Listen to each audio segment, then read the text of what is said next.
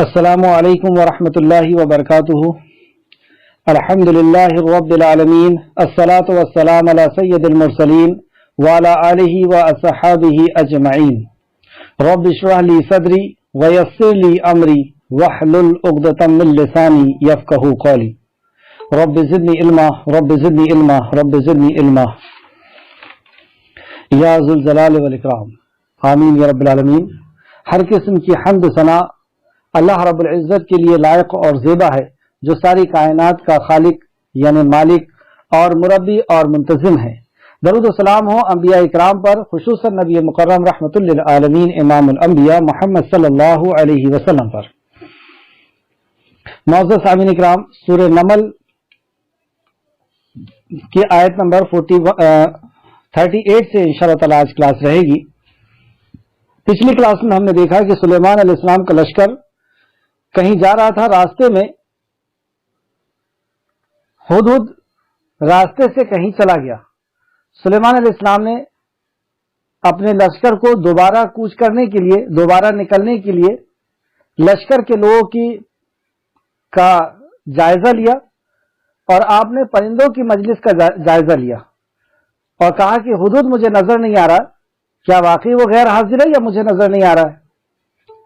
آپ کو پتہ چلا کہ وہ واقعی غیر حاضر ہے تو آپ ناراض ہوئے کہ اتنے عظیم سفر، اتنے خاص سفر، اور اس کا رہنا اتنا ضروری تھا، اور ہمارے حکم کے بغیر، ہمارے اجازت کے بغیر یہ یہاں سے غیر حاضر ہے، اور اس کی سزا بس یہی ہونا چاہیے کہ یہ زندہ رہنے کے قابل نہیں۔ تو آپ نے فرمان جاری کیا کہ میں اسے سخت سزا دوں گا، میں اسے ذبح کر دوں گا، یا وہ شرعی عذر پیش کرے، یا وہ کوئی عذر پیش کرے، عذر سے مراد شرعی عذر پیش کرے۔ کچھ ہی دیر ہوئی تھی کہ ہدہد آ کر کے حاضر ہوا، اور اس نے سلیمان علیہ السلام سے بتایا کہ اے سلیمان، آپ نہیں جانتے میں کہاں سے آ رہا ہوں، میں ایک ایسے دیش سے آ رہا ہوں جس دیش کا نام سبا ہے، اور وہاں پر ایک رانی راج کرتی ہے، اس کا درباری تخت بہت عالیشان ہے، اور اللہ رب العزت نے اسے ہر نعمت سے نوازا ہے۔ لیکن وہ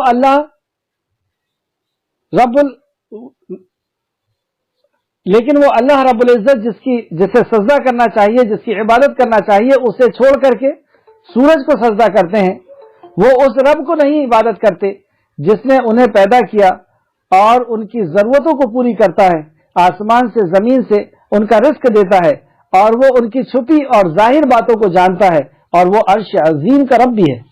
اس رب کو چھوڑ کر کے یہ جو ہے سورج کو سجدہ کرتے ہیں۔ اس چیز نے اسے سلیمان علیہ السلام کی مجلس میں آنے سے روک دیا، یعنی اس فکر میں کہ میں ایسا کیا کروں کہ یہ شرک سے بچ جائے، یہ خود بھی دنیا اور آخرت کی جہنم سے بچ جائے، اور اللہ رب العزت کا حق کسی اور کو نہ دیا جائے۔ اس فکر نے اسے یہ بھلا دیا کہ اسے سلیمان علیہ السلام کی مجلس میں جانا ہے، یا اس نے سلیمان علیہ السلام کی مجلس، ان کی میٹنگ میں جانا ضروری نہیں سمجھا، زیادہ ضروری یہ سمجھا کہ یہ شرک سے کیسے رک جائے اور میں ایسا کیا کر سکتا ہوں۔ اس نے اپنی جان کی بازی لگا دی، جبکہ اس کے لیے دعوت کا کام فرض نہیں ہے، ہمارے لیے فرض ہے۔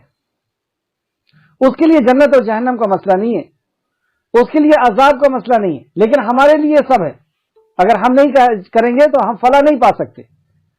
یہ ایک بہت بڑی عبرت ہے جو ہمیں ایک اللہ کی مخلوق سے ملتی ہے، جسے اللہ رب العزت کی معرفت ہو جائے، اسے واقعی اللہ سے محبت ہو جائے گی، اور پھر وہ اللہ کے غیر کا حق برداشت نہیں کر سکتا۔ اللہ کا حق اللہ کے غیر کو دیا جائے وہ برداشت نہیں کر سکتا۔ سلیمان علیہ السلام نے جب اس خبر کو سنی کہ زمین کے کسی حصے میں اللہ رب العزت کا حق کسی مخلوق کو یعنی سورج کو دیا جا رہا ہے، شرک ہو رہا ہے، انہوں نے فوراً خط لکھا، اور اس خط کے اندر توحید کی دعوت تھی، اور توحید کی دعوت کے ساتھ دھمکی بھی تھی کہ تم اگر سچ کو قبول نہیں کرو گے، جو تمہارا رب ہے تم اس کی عبادت نہیں کرو گے، کیونکہ ہدہد نے بھی آخر یہی کہا تھا کہ وہ اللہ رب العزت جو عرش عظیم کا رب ہے اس کو چھوڑ کر کے سورج کی عبادت کرتے ہیں۔ یعنی بلایا جا رہا تھا اللہ رب العزت کی طرف جو عرش عظیم کا رب ہے، جو سورج چاند زمین و آسمان کا رب ہے، جو ہر مخلوق کا رب ہے۔ تو اگر تم تمہارے رب کی عبادت نہیں کرو گے اور وہ ہمارا بھی ہے تو پھر تمہیں جینے کا حق نہیں ہے، ہم تمہیں ذلیل کر کے وہاں سے نکال دیں گے، سچ کو قبول کرو۔ یہ خط جب ملکہ سبا کے پاس پہنچا تو اس نے فوراً اپنے دربار کو طلب کیا، وزیروں کو طلب کیا اور ان کے سامنے یہ بات پیش کی کہ میرے طرف ایک شاہی فرمان آیا ہے جس کا مرکزی مضمون بسم اللہ الرحمن الرحیم ہے اور میرے سامنے تابع فرمان ہو کر کے چلے آؤ۔ وزیروں نے مشورہ دیا کہ آپ حکم تو آپ کا ہوگا لیکن ہم بہت طاقتور بھی ہیں اور لڑنا بھی جانتے ہیں۔ ملکہ سبا نے کہا کہ اگر وہ ہم پر چڑھائی کرتے ہیں، اگر ہم جیت بھی گئے اس کے باوجود بھی ہمارے شریف لوگ بے عزت ہوں گے، یعنی جو ضعیف لوگ ہیں، بچے ہیں، عورتیں ہیں، ان کو بھی نقصان پہنچے گا۔ تو وہ لڑائی کے فیور میں نہیں رہی، انہوں نے کہا کہ ہم پہلے چیک کرتے ہیں کہ یہ واقعی بات کہاں تک صحیح ہے، یہ بادشاہ ہیں یا واقعی دنیا کا کوئی خالق اور مالک ہے اور اس کے طرف سے یہ بھیجے گئے ہیں پیغام لے کر کے، کیا یہ پیغمبر ہے، ساری کائنات کے خالق اور مالک کی طرف سے ہیں؟ تو ہم یہ چیک کریں گے کہ وہ خالق کائنات کی طرف سے ہیں یا پھر صرف ایک عام انسان ہے یعنی بادشاہ ہے۔ تو پتہ چلا کہ مردو جو ہے وہ چیک بھی کرتا ہے، وہ دائی کے اوصاف بھی دیکھتا ہے کہ دائی کہاں تک دائی ہے، اللہ رب العزت کی طرف سے بلانے والا ہے یا دنیا کے لیے وہ بلا رہا ہے۔ تو انہوں نے چیک کیا، کچھ ہیرے جواہرات اور سونا لے کر کے کچھ خواتین کے ساتھ پہنچایا۔ سلیمان علیہ السلام نے اس کو دیکھنا بھی گوارا نہیں کیا کہ تم مجھے اس سے خریدنا چاہتی ہو، کیا یہ ہیرے جواہرات لے کر کے میں اس پر راضی ہو جاؤں گا کہ اللہ کی زمین میں اللہ کے علاوہ کسی اور کی عبادت ہو؟ تم نے کیا سمجھ لیا ہے؟ کیا میں شرک سے سمجھوتا کر لوں گا؟ وہ ناراض ہوئے اور کہا کہ جا کر کے اس سے بتا دو کہ اللہ نے مجھے جو دیا ہے، اسے جو دیا ہے اس سے کئی گنا زیادہ بہتر میرے پاس ہے۔ یعنی آپ کے پاس عظیم الشان چیز جو تھی وہ ایمان تھا، اللہ رب العزت کی معرفت، اللہ کی پہچان تھی۔ جب اس کے ایلچی، اس کے دودت یہ خبر لے کر کے اور وہ ہیرے جواہرات لے کر کے ملکہ سبا کے پاس واپس لوٹے، یہاں سے ہماری کلاس رہے گی، جب ملکہ سبا کے پاس وہ واپس لوٹے تو ملکہ سبا کہتی ہیں، تفسیر ابن کثیر جلد نمبر 4 صفحہ نمبر 485، ملکہ سبا نے جب یہ معاملہ دیکھا کہ اس نے دولت کا انکار کر دیا، جبکہ اس کے پیچھے یہ راستہ ہے کہ ہر سال تم ایک چیز ایک مقرر کر دو، دولت ہم اتنی دیتے رہیں گے، آپ اپنی زندگی جیو، جس کی چاہو اس کی عبادت کرو، ہم اپنی زندگی جیے، جس کی چاہے اس کی عبادت کریں۔ تو ایک بادشاہ کے لیے اس سے اچھا کوئی آفر نہیں ہو سکتا، ایک دنیا دار شخص کے لیے اس سے اچھا کوئی آفر نہیں ہو سکتا تھا کہ ہر سال یہ ہیرے موتی اور جواہرات آتے رہیں گے، سونا آتے رہے گا۔ لیکن جب ملکہ سبا نے دیکھا کہ اسے نظر اٹھا کر کے بھی نہیں دیکھا گیا اور یہ لوٹا دیا اور یہ بھی کہہ دیا کہ اب ہم سے لڑنے کی کوشش، اب ہم ایک بڑا لشکر زرار لے کر کے تمہارے اوپر آ رہے ہیں جس کا مقابلہ کرنے کی تاب تم پہ نہیں ہے، اور ہم تمہیں ذلیل کر کے وہاں سے نکال دیں گے، کیونکہ جو اپنے خالق اور مالک کے ساتھ غداری کرے، جو اپنے رب کو چھوڑ کر کے اس کی مخلوق کی عبادت کرے، اس کا حق کسی مخلوق کو دے، وہ اس لائق نہیں ہے کہ وہ جیے۔ جب آسمانی عذاب آئے ہیں یا انبیاء نے تلواریں اٹھائی ہے تو اسی جرم پر اٹھائی ہے، کیونکہ جب انسان کے اندر یہ جرم آتا ہے تو دنیا کے ہر جرم آتے ہیں اس کے اندر۔ جب وہ اپنے رب کو نہیں جانتا کہ اس نے مجھے پیدا کیا اور وہ پھر سے پیدا کرے گا اور میرا حساب و کتاب لے گا، جب وہ اپنے رب کو نہیں جانتا ہے تو وہ شرک کرتا ہے، اور جب وہ شرک کرتا ہے تو دنیا کی ہر عیب اس کے اندر آتے ہیں، اور جس کے اندر عیب ہو دنیا کے، یعنی دنیا کے لیے، لوگوں کے لیے جو مصیبت ہو جائے، جسے ہم کہتے ہیں اساماجک تتو، تو اسے رہنے کا کوئی حق نہیں۔ یہ خبر جب سلیمان علیہ السلام کی ملکہ سبا کے پاس پہنچی، یعنی بلقیس کے پاس پہنچی، تو وہ کہتی ہیں اللہ کی قسم مجھے معلوم ہے کہ یہ بادشاہ نہیں ہے. یہ انہوں نے کہا کہ بادشاہ تو نہیں ہے. اب یہ اللہ کا نبی اور دنیا کے بنانے اور چلانے والے کا نبی ہے یا نہیں ہے وہ تو بعد میں دیکھا جائے گا، لیکن یہ بادشاہ تو نہیں ہے. اور دوسرا انہوں نے اسٹیٹمنٹ دیا کہ ہمیں اس سے لڑنے کی طاقت نہیں ہے، اور ہم کتنی ہی تدبیریں کر لیں، کتنی ہی چالیں چل لیں، ہم اس کا مقابلہ نہیں کر سکتے. تو اس نے دوبارہ حضرت سلیمان علیہ السلام کی خدمت میں پیغام بھیجا. ملکہ سبا نے دوبارہ پیغام بھیجا کہ میں اپنے قوم کے حکمرانوں کے ساتھ آپ کے پاس آ رہی ہوں، حتیٰ کہ اور کیوں آ رہی ہوں کہ میں دیکھنا چاہتی ہوں کہ آپ کا کیا معاملہ ہے اور آپ کا دین کی کیا دعوت ہے. میں اپنے وزیروں کے ساتھ آپ کے پاس آ رہی ہوں اور میں یہ دیکھنا چاہتی ہوں کہ آپ کا کیا معاملہ ہے اور آپ کس رب کی دعوت دے رہے ہیں. کیا پتہ چلا کہ ابھی بھی وہ تحقیق کریں. ایک تحقیق تو ہو گئی کہ دائی جو ہے وہ دائی ہے، وہ دنیا دار شخص نہیں ہے، وہ دنیا کے لیے کام نہیں کرتا. یعنی دائی کے اوصاف دیکھا گیا پہلے، اور جب بھی ہم دعوت دیتے ہیں تو سب سے پہلے ہمارے ہی اوصاف دیکھے جاتے ہیں کہ یہ کتنا سچا ہے، اس کے پاس کیا علم ہے، اس کے پاس کون سا عمل ہے، یہ جو کہہ رہا ہے اس پہ اس کا عمل ہے یا نہیں ہے. جیسے سورہ یاسین کی دوسرے رکوع کے اندر جب 3 نبیوں کو لوگ مارنے کے لیے گھیر لیے تو شہر کے پرلے کنارے سے ایک حبیب نجار نام کے ایک شخص آئے اور انہوں نے کہا کہ کہنا مان لو ایسوں کا جو تم سے بدلہ نہیں چاہتے اور جو کہتے ہیں اس پہ عمل کرتے ہیں. تو سب سے پہلے انہوں نے دائی کے اوصاف بیان کیے کہ یہ تم سے بدلہ نہیں چاہتا ہے اور یہ جو کہتا ہے اس پہ عمل کرتا ہے. تو ہم جب اللہ رب العزت کے پیغام کو لے کر کے اٹھیں گے تو سب سے پہلے ہماری شخصیت کو چیک کیا جائے گا. اس لیے دائی کے اوصاف پر بہت زیادہ قرآن و حدیث کے اندر آپ کو تنبیہ ملے گی. ایک جگہ اللہ نے فرمایا تم ایسی بات کیوں کہتے ہو جس میں تمہارا عمل نہیں. اگر ہمارے اوصاف صحیح نہیں ہیں، اور دیکھیں آپ انبیاء کے ہم نے ابھی تک واقعات کئی پڑھے ہیں، تو ہر جگہ انبیاء کے واقعات میں یہی ملتا ہے کہ میں امانت دار ہوں. خود اپنے منہ سے کہتے ہیں کہ میں امانت دار ہوں، یعنی امانت میں نے کبھی خیانت نہیں کیا، اتنا کانفیڈنس کے ساتھ. اور پھر جب دائی کے اوصاف صحیح ہوتے ہیں تو پھر دوسرا انہوں نے جو تحقیق کرنے کی بات کی کہ اب میں دیکھنا چاہتی ہوں کہ تمہارا دین کیا ہے. کتنی ٹیلنٹڈ خاتون تھی الحمدللہ. پھر اس نے اپنے شاہی تخت، اب جب یہ انہوں نے طے کر دیا اور خبر پہنچ گئی سلیمان علیہ السلام کے پاس کہ وہ آنے والی ہیں، دین کو سمجھنے کے لیے آنے والی ہیں. اور دوسرے طرف ملکہ سبا جب نکلنے لگی، یعنی شاہن یمن کے بادشاہوں، یمن کے 12 سرداروں کے ساتھ حضرت سلیمان علیہ السلام کی طرف روانہ ہوئی.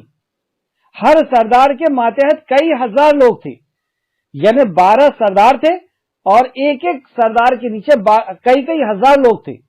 اتنا بڑا لشکر لے کر کے ملکہ سبا سلیمان علیہ السلام کی خدمت میں حاضر ہو رہی ہے، دین کو سننے کے لیے، دین کو سمجھنے کے لیے، دین کو جاننے کے لیے. اور جانے کے پہلے انہوں نے اپنا جو تخت تھا، جو شاہی تخت تھا، جو سونے سے اور ہیرے اور جواہرات سے جو جڑا ہوا تھا، یاقوت اور مرجان جیسے عظیم الشان اللہ رب العزت کی قیمتی اشیاء، قیمتی پتھروں سے جو جڑا ہوا تھا، اس کو لیے انہوں نے طے کیا کہ کہیں ایسا نہ ہو کہ ہمارے یہاں سے چلے جانے کے بعد کوئی اور حملہ کر دے ہماری سلطنت پہ اور یہ تخت کو لے کر کے چلے جائے جو عالیشان ہے. تو انہوں نے اس کی حفاظت کے لیے کچھ لوگوں کو طے کیا اور اس کی حفاظت کے لیے تخت کے چاروں طرف دیوار کھچوائی، ایک دروازہ لگوایا اور اس میں تالا لگوایا. پھر ایک دیوار کھچوائی، پھر تالا لگا، پھر ایک دیوار، ایسے 7 دیواروں کے اندر، 7 کمرے کے اندر اس تخت کو قید کیا گیا اور پھر اس کے بعد پہرے لگ گئے. اب آپ سوچیں کہ 7 کمرے کے اندر تالے لگے ہوئے ہیں اور اس کے بعد پھر ملکہ سبا اپنے پورے وزیروں کے ساتھ، سرداروں کے ساتھ، ملک کے اور یمن کے، ان کے ساتھ جب نکلتی ہیں، ادھر سلیمان علیہ السلام بھی جناتوں کے ذریعے سے خبر لے رہے ہیں بار بار کہ وہ اب کہاں تک پہنچی، صبح کہاں پہنچی، رات کہاں قیام کیا، پھر صبح کب نکلی، کہاں پہنچی. اور جب سلیمان علیہ السلام کو یہ خبر پہنچی کہ وہ اب بہت قریب ہے تو انہوں نے اپنے ساتھیوں کو اکٹھا کیا اور اللہ رب العزت نے اس بات کو نقل کی. سورہ نمل آیت نمبر 38. اعوذ باللہ من الشیطان الرجیم. قال یا ایھا الملاء ایکم یاتینی بعرشھا قبل ان یاتونی مسلمین. اس سلیمان نے کہا اے سرداروں، مطلب سرداروں کو سلیمان علیہ السلام نے طلب کیا اور ان سے کہتے ہیں تم میں سے کون ہے جو اس کے میرے پاس مطیع ہونے کے پہلے، مطلب مطیع اور فرمانبردار ہو کر کے آنے کے پہلے اس کا تخت میرے پاس لے آئے.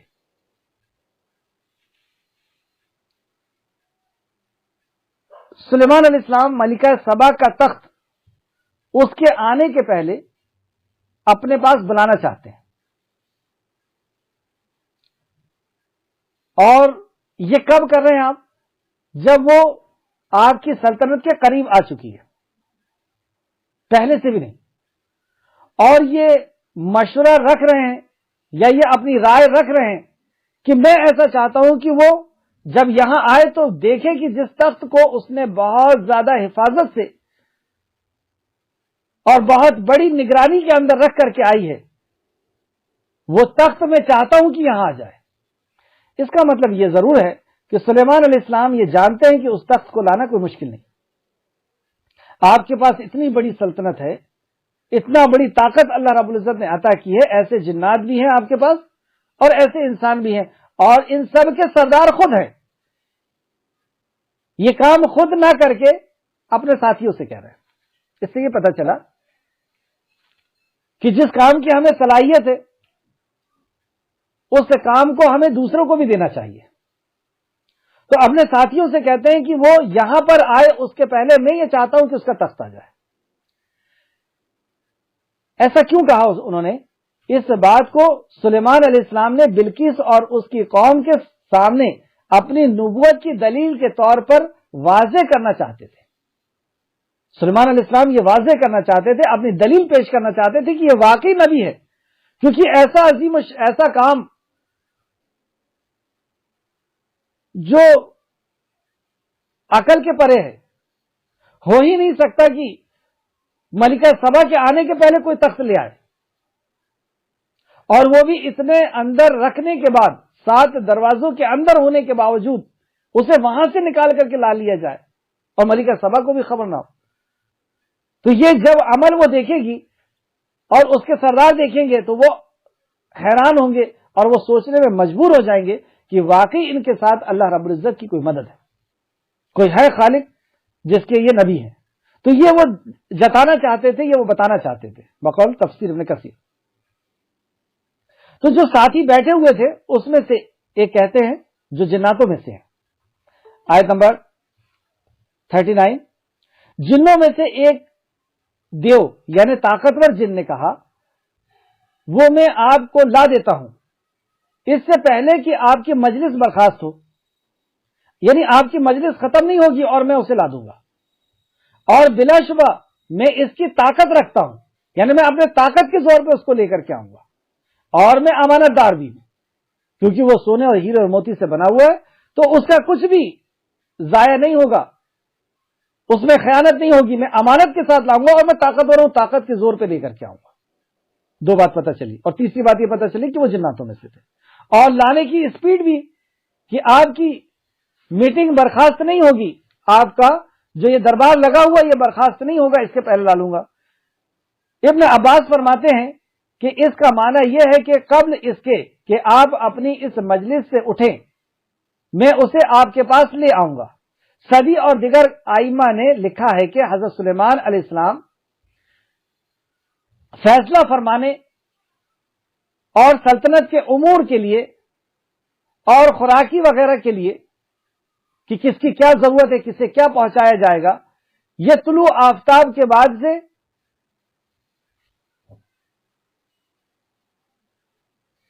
زوال تک، یعنی صبح طلوع آفتاب سے فجر کے وقت سے لے کر کے زوال تک، دوپہر تک آپ بیٹھا کرتے تھے اور سارے معاملے سلطنت کے سنبھالا کرتے تھے.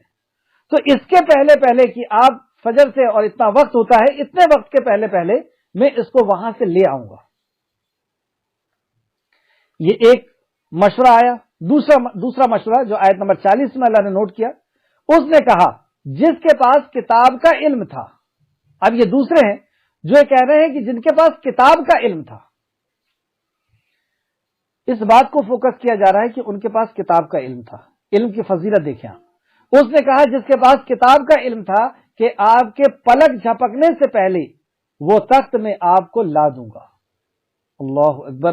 آپ کی پلک بھی نہیں جھپکے گی اور میں لا دوں گا، یا پلک جھپکی اور آپ نے اٹھا کر کے دیکھا اور وہ تخت حاضر ہوگا. پھر جب سلیمان نے پلک جھپکنے کے پہلے لا دوں گا سے کیا مراد ہے؟ یعنی چند پل بھر میں لے آؤں گا. یہ کون ہے؟ یہ انسانوں میں سے ہیں یا جناتوں میں سے؟ اس میں اختلاف کیا لوگوں نے، لیکن یہ اختلاف کی بات نہیں ہے. دلیلوں سے یہ بات ثابت ہے کہ یہ انسانوں میں سے ہے. اب ہم دلیل دیکھتے ہیں. تفسیر ابن کثیر جلد نمبر 4 صفحہ نمبر 486 اور تفسیر ابن کثیر نے بھی تفسیر البغاوی سے اور تفسیر ابو حاتم سے اور بھی کئی تفاسیر سے اس بات کو لے کر کے آئے. تفسیر اس طرح ہے. ابن عباس فرماتے ہیں، ابن عباس رضی اللہ عنہ فرماتے ہیں کہ سلیمان علیہ السلام کے کاتب یہ آصف تھے. ان کا نام آصف ہے اور یہ سلیمان علیہ السلام کے کاتب ہے.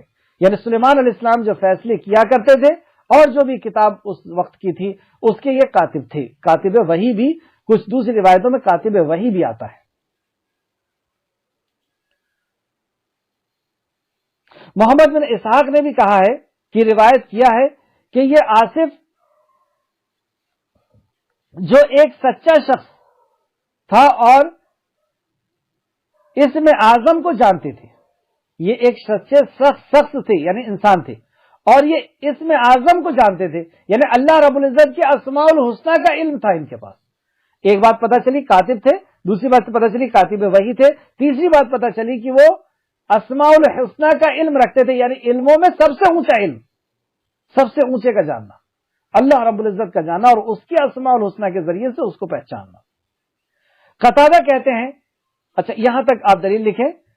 تفسیر اب البغاوی جلد نمبر 3 صفحہ نمبر 505، تفسیر ابن کثیر جلد نمبر 4 صفحہ نمبر 486، تفسیر ابن ابو حاتم جلد نمبر 9 صفحہ نمبر 2885. اب اس کے بعد اور زبردست دلیل. قتادہ کہتے ہیں کہ یہ انسانوں میں سے ایک شخص تھے. قتادہ کہتے ہیں کہ یہ انسانوں میں سے ایک مومن تھا اور اس کا نام آصف تھا. تفسیر ابن ابو حاتم جلد نمبر 9 صفحہ نمبر 2886، 2885 پہلے لکھا تھا آپ نے، 2886 ہے، اور یہی تفسیر ابن کثیر جلد نمبر 4 صفحہ نمبر 486 کا سے میں نے یہ حوالہ لیا. پھر سے حوالہ سمجھے.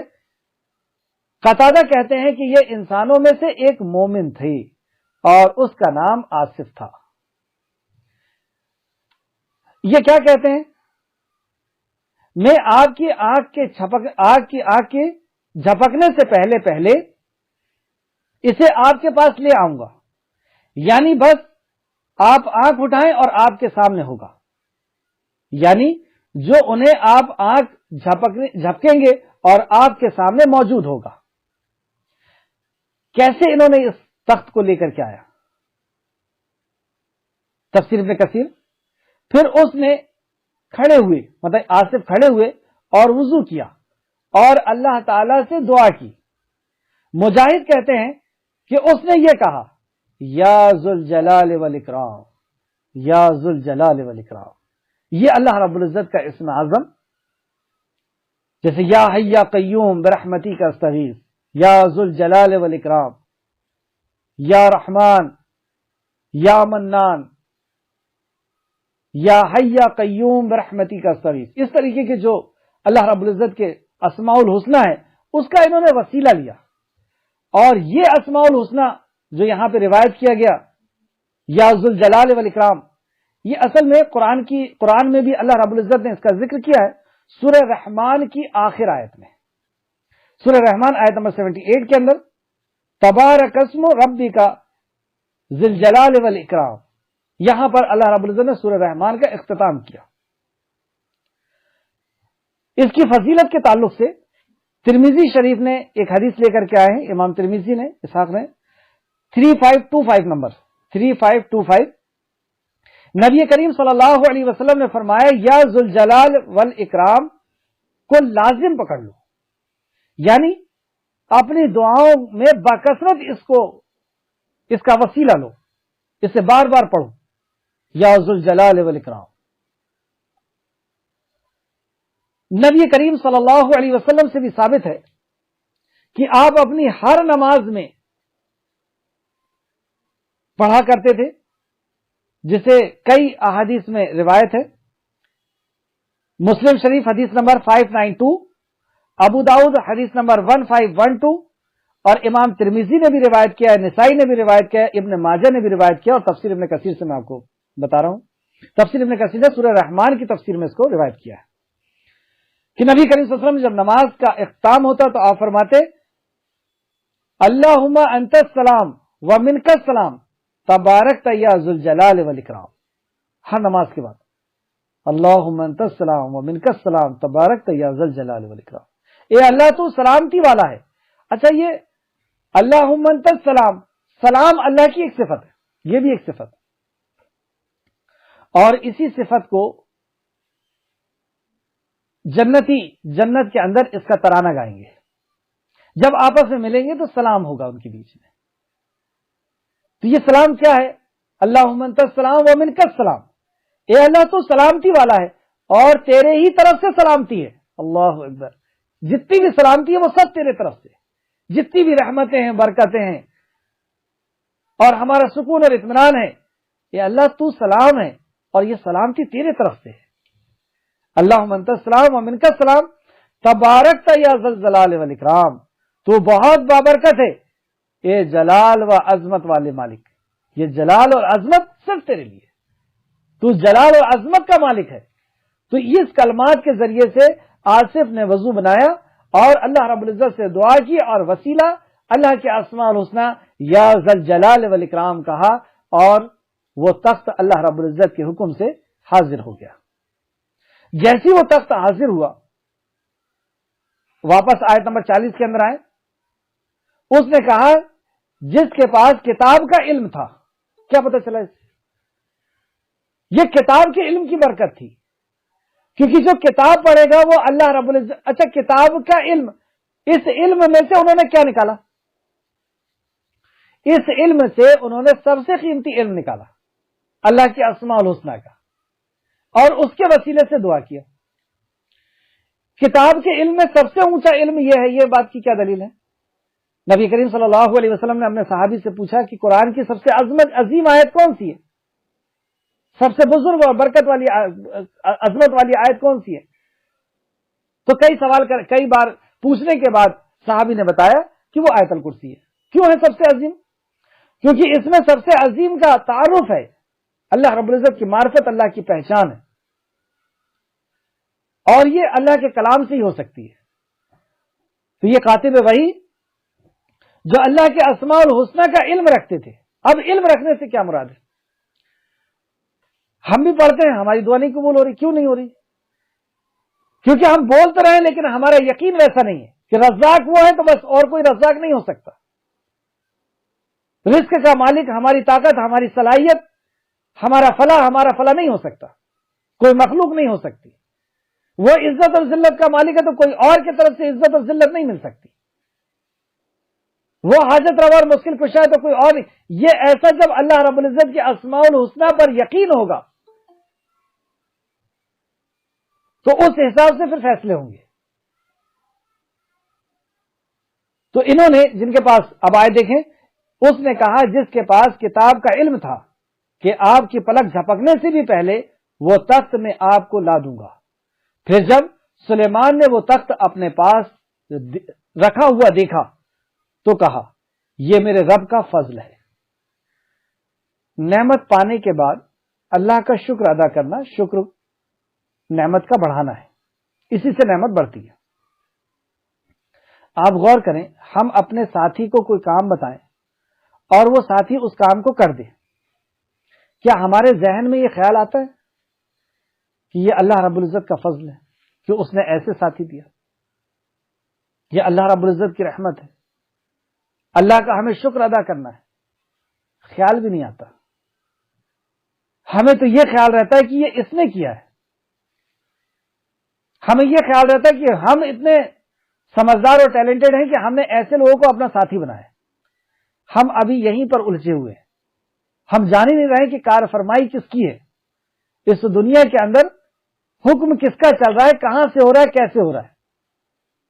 اللہ ہمیں اس کی شجاعت عطا فرمائے، جیسے سلیمان علیہ السلام کی وہ دعا ہے کہ اللہ مجھے تیری نعمت کا شکر ادا کرنے کی توفیق عطا فرما دے، کیونکہ جب تک ہم جانیں گے نہیں تو جب تک کیسے شکر ادا ہوگا۔ بہرحال تو انہوں نے، سلیمان علیہ السلام نے کہا کہ یہ میرے رب کا فضل ہے۔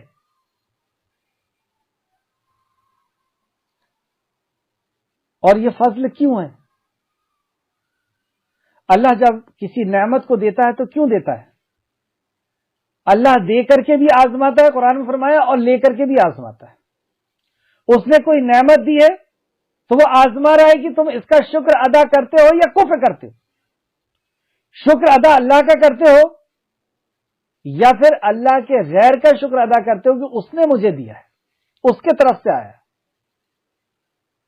تو یہ آزمائش کے بیچ میں ہم لوگ جی رہے ہیں۔ تم یہ کیا کہتے ہیں؟ میرے رب کا یہ فضل ہے تاکہ وہ مجھے آزمائے کہ میں شکر ادا کرتا ہوں یا ناشکری کرتا ہوں۔ سلیمان علیہ السلام نے فوراً یہ بات کہی کہ اللہ کا فضل ہے اور وہ مجھے اصل میں آزمانا چاہ رہا ہے کہ اتنی بڑی نعمت پا کر کے، ایسے ساتھی پا کر کے میں اللہ کا شکر ادا کرتا ہوں یا ناشکری کرتا ہوں۔ اور جو کوئی شکر کرے تو بس وہ اپنے ہی لیے شکر کرتا ہے، یہ بھی ہم سمجھ لیں۔ ہم اللہ رب العزت کا اگر نعمت کو پا کر کے شکر ادا کر رہے ہیں تو اللہ کی کوئی شان بڑھنے والی نہیں ہے، اس کی شان بہت عالی شان ہے، بہت بڑی ہوئی شان۔ ہم اسپیس میں جا کر کے دیکھیں ہماری زمین کی کیا اوقات ہے، جتنا اونچائی پہ جاتے جاتے ہیں وہ زمین چھوٹی ہوتے ہوتے اور یہاں تک کہ مچھر کے پر کے برابر ہو جاتی ہے، اور پھر اور اسپیس میں اوپر جاتے ہیں تو اور ختم ہو جاتی ہے، اور ہماری یہ گیلیکسی بھی تھوڑی سی دکھنے لگتی ہے، اور وہ چھوٹی ہوتے ہوتے وہ گیلیکسی بھی ختم ہو جاتی ہے، اور ایسی کئی گیلیکسیاں ہیں، اور ایسی کئی گیلیکسیاں مل کر کے پھر دوسرا۔ اب اس زمین کے اندر رہنے والے سارے کے سارے لوگ بھی اگر اللہ کی نافرمانی کریں تو اللہ رب العزت کی شان میں کیا فرق پڑنا ہے؟ اس تعلق سے بہت عظیم حدیث ایک سماعت فرمائے جو حدیث قدسی ہے۔ پہلے یہاں پہ دیکھیں آیت میں کیا فرمایا گیا، اور جو کوئی شکر کرے تو بس وہ اپنے ہی لیے شکر کرتا ہے، یعنی ہمیں جو نعمت ملی اس کا شکر ہم اللہ ادا کریں گے تو یہ اس میں ہمارا ہی فائدہ ہے، اللہ رب العزت کی کوئی شان بڑھنے والی نہیں، یا ہم اللہ رب العزت کے اوپر نعوذ باللہ استغفر اللہ کوئی احسان نہیں کر رہے، ہم اس کی کوئی شان نہیں بڑھا رہے، نعوذ باللہ۔ اس میں ہمارا ہی فائدہ ہوگا، کیونکہ جب ہم شکر ادا کریں گے اللہ کی نعمتیں اور بڑھے گی۔ جب انسان کے اندر پازیٹو تھنکنگ آتی ہے تو اس کے اندر ساری چیزیں پھر پازیٹو آنا، اس کے لیے ساری چیزیں پھر مثبت ہونا شروع ہو جاتی ہے، فائدے کی ہونا شروع ہو جاتی ہے۔ اور جو کوئی ناشکری کرے تو بلا شبہ میرا رب بڑا بے پرواہ نہایت فیاض ہے۔ اگر کوئی ناشکری کرے تو میرا رب بے پرواہ ہے، اس کو کوئی پرواہ نہیں۔ جو اللہ رب العزت کی طرف نہیں جھکنا چاہتا، اللہ رب العزت زبردستی اپنی عبادت نہیں کرانا چاہتا۔ اگر اللہ اپنی عبادت زبردستی کرانا ہوتا تو اس کو عمل کی آزادی نہیں دیتا، اس کے بھی دماغ کے اندر وہ چیز ڈال دیتا، وہ ہدایت ڈال دیتا جو ساری مخلوق کے اندر اللہ رب العزت نے ڈالی ہے۔ اسے آزادی دیا عمل کی، اب اللہ رب العزت چیک کرنا چاہتا ہے کہ کون اس کی رحمتوں اور برکتوں اور انعامات کو اور اس کے احسانات کو دیکھ کر کے اسے ڈھونڈتا ہے اور پھر اس کی عبادت کرتا ہے۔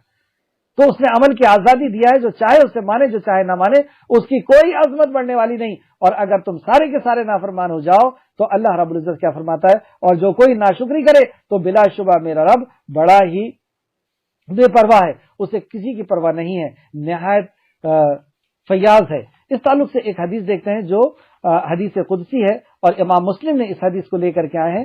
امام مسلم شریف حدیث نمبر 2577 یعنی جو ہم اللہ رب العزت کا شکر ادا کریں گے اس میں ہمارا ہی فائدہ ہے، اس تعلق سے یہ حدیث ہے۔ اللہ رب العزت فرماتا ہے اے میرے بندو، یعنی حدیث قدسی ہے، اے میرے بندو اگر تمہارے پہلے اور پچھلے، یعنی تمہارا پہلا انسان اور سب سے آخری انسان، اور پہلا جن میں سے سب سے زیادہ، اور پہلا جن اور آخری اور جن سب سے زیادہ متقی انسان کے دل کی طرح ہو جائیں تو اس میں میری بادشاہت میں کچھ بھی اضافہ نہیں ہوگا۔ اللہ اکبر، کیا فرمایا؟ اے میرے بندو اگر تمہارا پہلا انسان اور آخری، اور پہلا جن اور آخری جن، اور ان سب کا دل سب سے اچھا دل ہو جائے، سب سے زیادہ متقی اور پرہیزگار ہو جائے، سارے کے سارے متقی اور پرہیزگار، اور کیسے متقی؟ جو سب سے پیارا متقی اور پرہیزگار ہو، تو اللہ کی کوئی شان بڑھنے والی نہیں، کچھ بھی اس کے شان میں اضافہ نہیں ہوگا، بڑھنا تو بہت دور کی بات ہے، اضافہ بھی نہیں ہونے والا، کچھ بھی بڑھنے والا نہیں۔ پھر اللہ آگے فرماتا ہے اے میرے بندو اگر تمہارے پہلے اور پچھلے انسان اور جن تم میں سے بدکار انسانوں کے دل جیسے ہو جائیں تو اس میں میری بادشاہت میں کچھ بھی کمی نہیں ہوگی، سب کے سب نافرمان ہو جائے، سب کے سب مشرک اور کافر ہو جائے، اس کی بادشاہت میں کوئی کمی نہیں ہونے والی۔ اے میرے بندو یہ تمہارے اعمال میں جنہیں میں تمہارے لیے شمار کر کے رکھ رہا ہوں، یہ تمہارے اعمال ہیں جو میں تمہارے لیے لکھ کے رکھ رہا ہوں، شمار کر کے رکھ رہا ہوں، پھر تمہیں ان کی پوری پوری جزا دی جائے گی، جو بھی تم عمل کرو اس کی تمہیں جزا دی جائے گی، یعنی شکر کرو گے تو اس کی جزا دی جائے گی۔ اللہ اکبر، ہمیں جو نعمت اللہ کی طرف سے ملی ہے، ہمارا رب ان ساری نعمتوں کو دینے کے بعد کیا چاہتا ہے ہم سے؟ اس قدر نعمت کی جہاں پہ ہماری نظر جاری ہے اللہ رب العزت کی نعمت ہے، نہ ہم دیکھ سکتے ہیں نعمتوں کو، نہ گن سکتے ہیں، نہ جان سکتے ہیں، نہ ادراک کر سکتے ہیں۔ اس قدر نعمت دینے کے بعد ہمارا رب ہم سے چاہتا کیا ہے؟ بدلے میں وہ صرف یہ چاہتا ہے کہ ہم الحمدللہ کہتے ہیں، جیسے حدیث ہے نبی کریم صلی اللہ علیہ وسلم نے فرمایا کہ جب کوئی نعمت کسی کو ملتی ہے اور وہ اس نعمت کو پا کر کے الحمدللہ کہہ دیتا ہے تو نبی کریم صلی اللہ علیہ وسلم نے فرمایا کہ اس نے اس کی قیمت چکا دی، اس کے علاوہ کچھ نہیں چاہتا ہمارا رب۔ لیکن اس کا اپوزٹ کیا ہے کہ وہ نعمت کو ہم اللہ رب العزت سے لیں اور اس کا شکر کسی اور کو ادا کر دیں کہ فلاں بابا نے دیا ہے، فلاں طاقت سے ہوا ہے، فلاں سے ہوا ہے، فلاں سے ہوا ہے، یہی ناشکرا اور یہ کفر ہے۔ اس لیے ابلیس نے کہا تھا کہ تو مجھے مہلت دے تو اکثر کو ناشکرا پائے گا۔ حدیث آگے دیکھیں، پھر تمہیں ان کی پرواہ پوری جزا دوں گا، یعنی تم جو عمل کر رہے ہو میں اس کی جزا دوں گا۔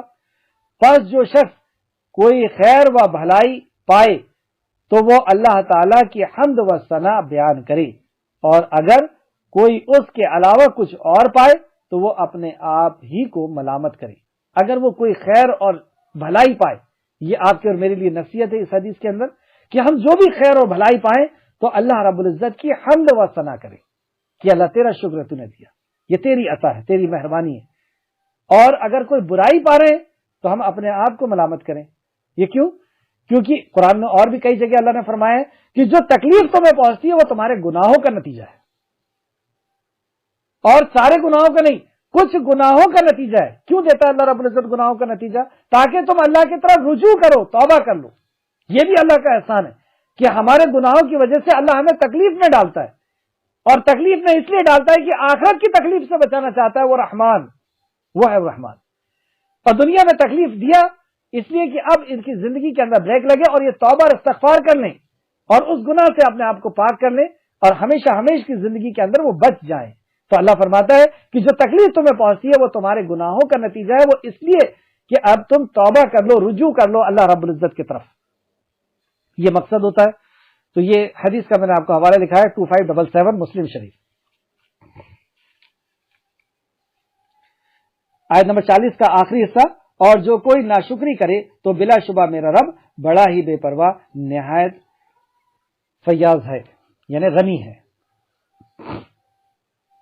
آیت نمبر 41، سلیمان نے کہا تم اس کے لیے اس کے تخت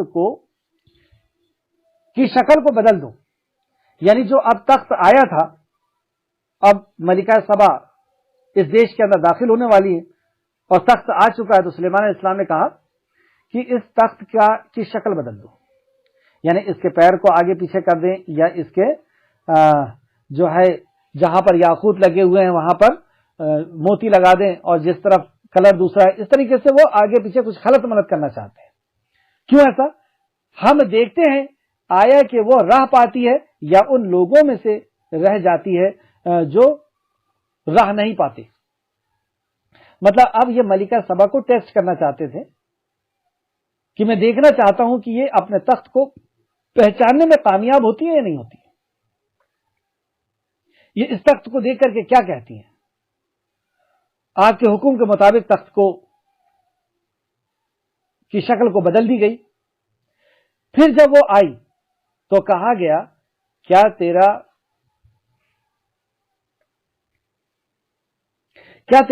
ایسا ہی تخت ہے؟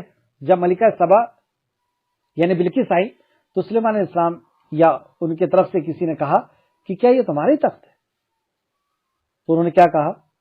فَأَنَّهُ هُوَ، یعنی اس کا یہ جواب ہر درجہ ذہانت و فطانت پر مبنی تھا۔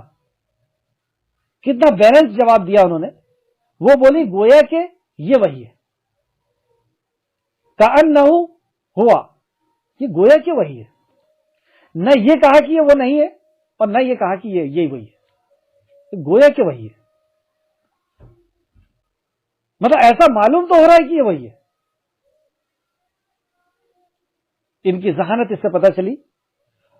اور ہمیں اس سے پہلے، اب یہاں پہ سلیمان علیہ السلام کہتے ہیں، مطلب مجاہد کہتے ہیں کہ یہ قول سلیمان علیہ السلام کا کون سا، اور ہمیں اس سے پہلے ہی علم ہو چکا تھا اور ہم تابعداروں میں سے ہو گئے تھے، یعنی مسلمین ہیں ہمیں اس کے پہلے یہ مجاہد کہتے ہیں کہ یہ قول جو ہے سلیمان علیہ السلام کا ہے کہ ہمیں تو پہلے سے ہی علم ہو گیا تھا، یعنی اللہ رب العزت کی طرف سے ہمارے پاس وحی تھی اور اللہ رب العزت کی ہمیں معرفت حاصل تھی، اس کی ہدایت حاصل تھی اور ہم پہلے سے ہی مسلمان ہیں۔ یعنی یہاں پہ اب دعوتی سلسلہ شروع ہو رہا ہے، آپ نے دعوت دینا اور اسلام کے تعلق سے بتانا، اللہ رب العزت کی معرفت کرانا شروع کر دی ہے سلیمان علیہ السلام نے۔ اور یہ چیز دیکھ کر کے وہ اور اس کے ساتھی جو تھے وہ بہت حیران بھی تھے کہ یہ تخت کیسے آ گیا۔ اور یہ آپ کی نبوت کی دلیلوں میں سے ایک دلیل بھی تھی کہ یہ ایسا جو خرق عادت کام نہیں ہے، مطلب جو سمبل کام نہیں ہے اور جو بغیر اللہ رب العزت جو ساری کائنات کا خالق و مالک ہے اس کی مدد کے بغیر نہیں ہو سکتا تھا، وہ کام یہ ہو گیا ہے۔ آیت نمبر 43، اور اسے بادشاہ الہ سے اس چیز نے روک رکھا تھا جس کی وہ اللہ کے علاوہ عبادت کرتی تھی، کیونکہ وہ کافروں میں سے تھی، اور اسے عبادت الہ سے اس چیز نے روک رکھا تھا۔ مطلب وہ اللہ رب العزت کی عبادت سے اسے کس چیز نے روکا تھا؟ جس کی وہ اللہ کے علاوہ عبادت کرتی تھی، کیونکہ وہ کافروں میں سے تھی۔ تو اللہ کے علاوہ کسی اور کی عبادت کرنا، کسی اور کو حاجت روا مشکل کشا سمجھنا، یہ کفر ہے، یہ اللہ کا انکار ہے کہ تو خالق اور مالک نہیں ہے، تو حاجت روا مشکل کشا نہیں ہے، کوئی اور مشکل کشا ہے۔ یہ ہے انکار اللہ رب العزت کا، یا اللہ رب العزت کے اسماء الحسنہ میں سے کسی کا، یا اللہ رب العزت کے وحدانیت کا انکار ہے۔ آیت نمبر 44، اس سے کہا گیا تو محل میں داخل ہو جا۔ پھر جب اس نے اس کو دیکھا تو اسے گہرا پانی پایا اور اپنے دونوں پنڈلیوں میں سے اپنی چادر کو اٹھانے لگی۔ یعنی سلیمان علیہ السلام نے ملکہ سبا کے لیے ایک بہت عالیشان محل تعمیر کروایا شیطانوں سے، جناتوں سے، اور وہ محل کانچ کا محل تھا، شیشے کا۔ اب آپ اس پہ دیکھ سکتے ہیں، سرچ کر سکتے ہیں کہ شیشے کی ایجاد کب ہوئی تھی، کس نے کیا۔ تو بہرحال سلیمان علیہ السلام نے شیشے کا محل بنوایا، اور وہ محل ایسا بنا تھا کہ جس کا جو فرش تھا اس میں بھی شیشہ لگا ہوا تھا، کانچ لگا ہوا تھا۔ اور اس کانچ کے تعلق سے اللہ رب العزت فرماتا ہے کہ سلیمان نے کہا بلا شبہ یہ تو شیشے سے جڑا ہوا صاف محل ہے، یعنی یہ صاف شیشہ، جیسے ہم دیکھتے ہیں کہ شیشہ جو ہوتا ہے موٹا اگر ہو جاتا ہے تو اس کے اندر ہرا پن آ جاتا ہے، گرین جیسا ہو جاتا ہے، لیکن یہ وائٹ تھا اتنا موٹا ہونے کے باوجود بھی، اور وہ شیشہ لگا ہوا تھا اور اس کے نیچے سے پانی کی نہر لگی ہوئی تھی، نیچے سے پانی بہ رہا تھا، اور اتنا صاف شیشہ تھا کہ یہ سمجھ میں آنا مشکل ہو گیا تھا کہ یہ پانی بہ رہا ہے یا پانی اور ملکہ سبا کے بیچ میں شیشہ حائل ہے، یہ سمجھ میں آنا بھی مشکل ہو گیا تھا۔ تو ملکہ سبا یہ سمجھی کہ میرا جو کپڑا ہے وہ پانی میں بھیگ جائے گا، تو انہوں نے اپنے کپڑے کو اوپر اٹھایا یعنی پنڈلی سے اوپر کیا تو سلیمان علیہ السلام نے کہا کہ یہ تو شیشے کا ہے، آپ اس میں فکر نہ کریں اور اپنی چادر کو نیچے رہنے دیں اور اندر داخل ہوں۔ اس نے کہا اے میرے رب، اب بیچ میں جو بھی دعوتی سلسلہ ہوا اور سلیمان علیہ السلام نے اپنے منصب کو اور نبوت کی نشانیوں کو دکھایا اور ساتھ میں اللہ رب العزت کی وحدانیت کی دعوت پیش کی کہ کون ہے خالق اور مالک، کیا پہچان ہے اس کی، یہ سارے معاملے ہونے کے بعد اب ملکہ سبا کا اسٹیٹمنٹ، اس نے کہا اے میرے رب، بے شک اب تک سورج کی عبادت کر کے میں نے اپنے نفس پر ظلم کیا ہے، اور اب میں سلیمان کے ساتھ اللہ رب العالمین کی طرف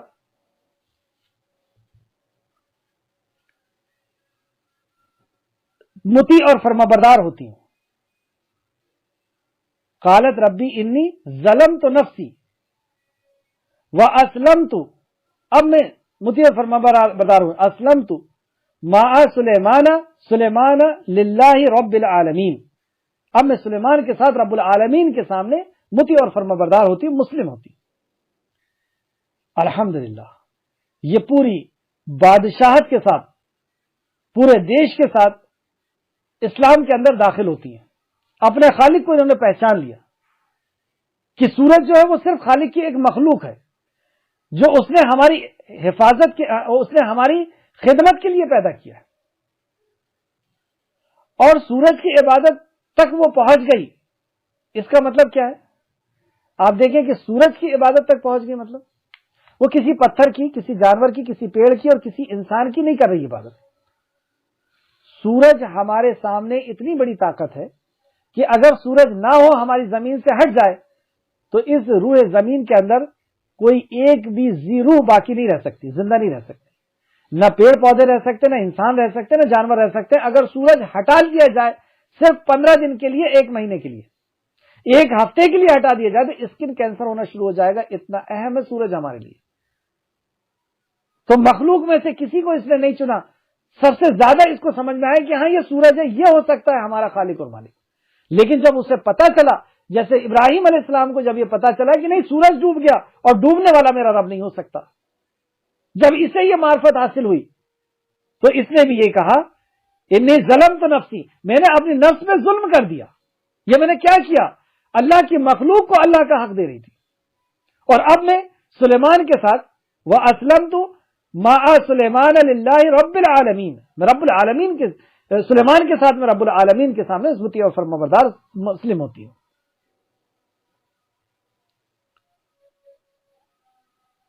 یہ بادشاہ اور پوری سلطنت کے ساتھ ملکہ سبا جو دائرے اسلام میں آئیں، اس کا کریڈٹ کس کو جاتا ہے؟ کس کی محنت تھی یہ؟ کون ذریعہ ہے اس کا؟ ایک ہدہد، ایک پرندہ جو اس تک بات پہنچانے کی زبان بھی نہیں رکھتا،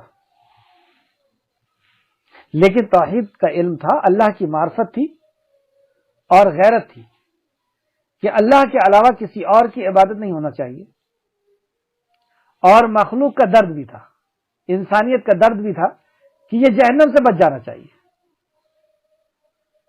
اس تڑپ اور دین کے لیے اس محبت نے اللہ رب العزت نے اس بات کو قبول کیا، اور اس کی تڑپ اور اس کی محبت دین کے لیے جو تھی، اللہ کی وحدانیت کے لیے جو تھی، اللہ رب العزت نے اسے ذریعہ بنا دیا۔ اللہ محتاج نہیں کسی چیز کا، اسے بولنا بھی نہیں آتا، لیکن اس نے جا کر کے خط دیا حضرت سلیمان علیہ السلام کا، اور اس خط سے بات بڑھنا شروع ہوئی، اور اس خط سے انہوں نے جاننا اور سمجھنا شروع کر دیا۔ کام تو دعوت کا پورا سلیمان علیہ السلام نے کیا ہے، لیکن ذریعہ یہ ضرور ہے۔ اس دیش کو سرچ کر کے، اس دیش کو کی تحقیق اور اس کو ڈھونڈا ہی اس نے ہے، اس ہدہد نے، اور اس کام کے لیے اسے 2 بار اپنی جان کی بازی لگانی پڑی۔ ایک بار سلیمان علیہ السلام بھی اس کو کاٹ سکتے تھے، اور دوسری بار یہ ملکہ سبا کے پاس جب وہ خط لے کر کے گئی تھی تو وہ بھی اس کو ذبح کر سکتی۔ لیکن اس نے اس کی پرواہ نہیں کی، تو اللہ رب العزت نے بھی اس کی حفاظت کی۔ اللہ فرماتا ہے نا کہ تم میرے دین کی مدد کرو، میں تمہاری مدد کروں گا، تو اللہ کی مدد اس کے ساتھ رہی آخر تک، اور آخر کار اس کے ذریعے سے پورا دیش اور اتنا ہزاروں کی تعداد میں لوگ دائرے اسلام کے اندر آ گئے۔ اللہ رب العزت سے دعا ہے کہ اللہ رب العزت ہمیں بھی ایسا دل عطا فرما جس کے اندر تیرے دین کے لیے تڑپ ہو، تیرے دین کو لوگوں تک پہنچانے کی تڑپ ہو، تیرے علاوہ اے اللہ کسی اور کی عبادت ہو تو ہماری غیرت للکارے، ہمارا چین اور سکون ختم ہو، ہماری بھی خون کے اندر جوش آئے کہ یہ کیسے ہو سکتا ہے جو عرش عظیم کا رب ہے اس کو چھوڑ کر کے ایک مخلوق کو عبادت کی جائے۔ یا ذوالجلال والاکرام، یا حی یا قیوم برحمتی کا استغیث، یا رحمان یا ذوالجلال، ہماری اس دعا کو قبول فرما لے۔ یا اللہ ہمیں تیری ایسی معرفت عطا فرما دے، ایسی پہچان عطا فرما دے کہ اس پہچان کے ذریعے ہم تجھے پہچان سکیں اور تجھ سے بے انتہا محبت ہو سکے، اور تیرے علاوہ کسی اور کی اگر عبادت ہو تو ہماری غیرت للکارے اور ہم اسے روکنے کی اور تیری وحدانیت کی دعوت دینے کی ہمیں توفیق عطا فرما۔ یا اللہ جب تک زندہ رکھ، ایمان اور اخلاص کے ساتھ ہمیں عمل صالح کرنے کی توفیق عطا فرما، اور ہمارا خاتمہ فرماتا ایمان کے ساتھ ہمارا خاتمہ فرما، اور نیک وکاروں کے ساتھ ہمارا شمار فرما دے۔